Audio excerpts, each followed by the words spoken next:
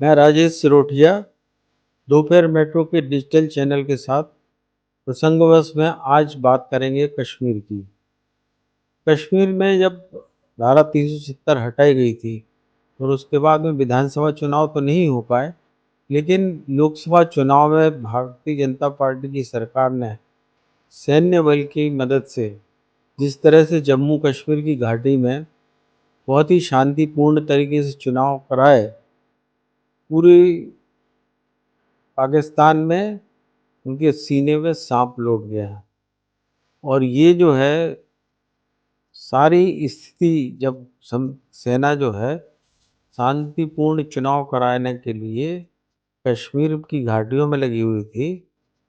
ISI जो कि एक ऐसा संगठन है जो कि आतंकवादियों को प्रशिक्षित करके भारत भेजता है, तो पाकिस्तान में बदहाली का दौर भले ही चल रहा हो, लेकिन उस बदहाली का फ़ायदा उठाते हुए वहाँ के नौजवानों को भटका कर यहाँ कश्मीर में, जम्मू कश्मीर में, जो कि भारतीय जनता पार्टी का गढ़ माना जाता है, वहाँ पर तेज हमले उन्होंने कर दिए और घाटी में शांति बनी रहने दी।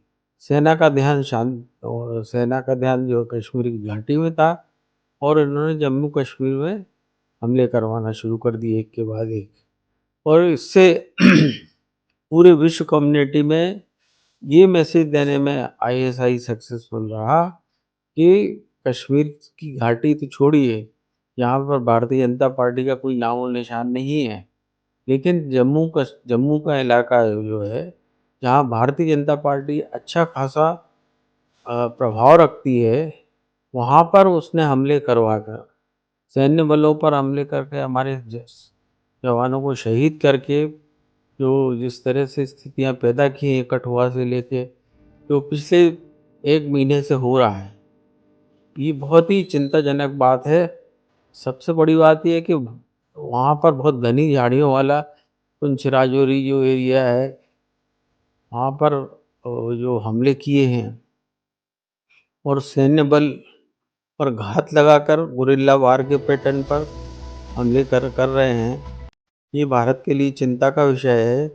लेकिन सवाल ये है कि जो भारतीय जनता पार्टी की सरकार ये कहती थी कि हम जवान, हमें घुस के मारोगे, हम छो हमें छेड़ोगे, हम छोड़ेंगे नहीं, हमें घुसकर मारोगे आप तो हम आपको घुसकर मारेंगे।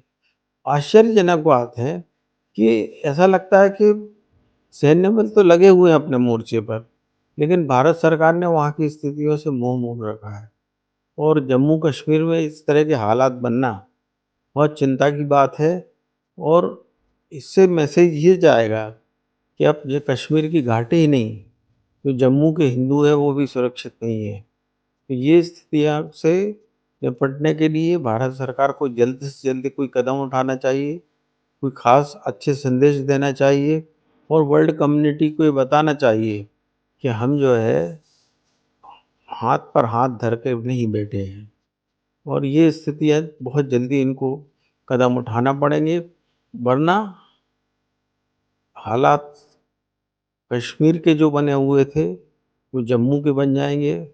और जम्मू में उन्होंने बहुत बहुत चतुराई से आईएसआई ने, कि जब भारतीय सेना का ध्यान कश्मीर की घाटी में था और भारत सरकार अपना सीना चौड़ा करके ये बता रही थी कि हमने, देखिए, जो विश्व के जो नेता जो थे 370 पर उंगली उठाते थे, वहाँ हमने बहुत शांतिपूर्ण चुनाव कर दिया, उसको उन्होंने निष्फल कर दिया जम्मू में हमले करके। तो आईएसआई ने जो बदहाल पाकिस्तान को जो है बहुत वहाँ के युवाओं का फ़ायदा उठाया। और ये मान लीजिए कि पाकिस्तान में भले ही कितनी बदहाली हो, लेकिन आईएसआई आज भी जो पाकिस्तान का जो अफ़गान जो अफ़ीम का गोल्डन ट्रायंगल है, उसका आज भी फ़ायदा उठा रहा है और वहाँ से धन कमा रहा है। और वो एक सेल्फ सफिशिएंट संस्था होने के नाते उसको पाकिस्तान की रीति नीति, वहाँ की शांति की बात कर रहे हैं पाकिस्तान के नेता। लेकिन आईएसआई अपनी मुहिम में लगी हुई है और बदहाल पाकिस्तान के बदहाल युवकों को पैसा देकर, वहाँ ट्रेनिंग देकर भारत भेज रहे हैं। और बात ये आ रही है बार-बार कि उन्होंने अभी भी लॉन्चिंग पैड पर कई आतंकवादी वहाँ खड़े कर रखे हैं, जो किसी भी तरह जो ये मानसून का सत्र है, इसके दौरान ये करें। और ये स्थिति बड़ी गंभीर है और अमरनाथ यात्रा सिर पर है और ये सारी चीज़ें बहुत खतरनाक दिशा की ओर खतरनाक संकेत दे रहे हैं। और धन्यवाद। मैं इस विषय पर अगले बार फिर बात करूँगा आपसे।